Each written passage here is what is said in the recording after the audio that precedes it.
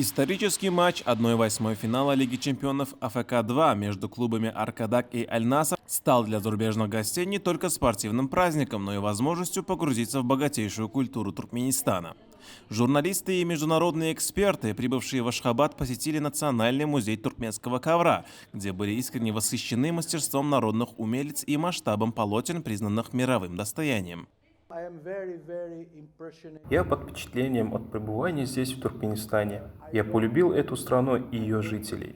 Это выдающиеся, замечательные люди. Очень рад возможности посетить Национальный музей туркменского ковра. Это потрясающая работа по сохранению древних традиций туркменского народа, нынешнего наследия ЮНЕСКО. Я уверен, что сегодня, в этот исторический для туркменского спорта день, мне очень нравится Туркменистан.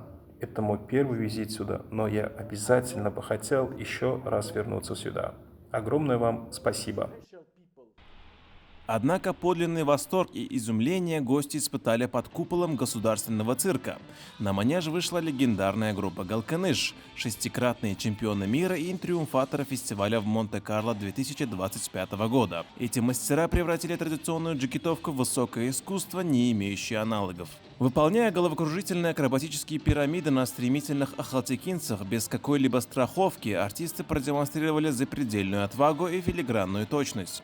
Это уникальное сочетание риска и грации окончательно закрепило за коллективом статус легендарного национального бренда, покорившего мировую цирковую арену своим бесстрашием и непревзойденным мастерством. Такое знакомство с традициями страны задало высокую планку гостеприимства перед решающей битвой на футбольном поле.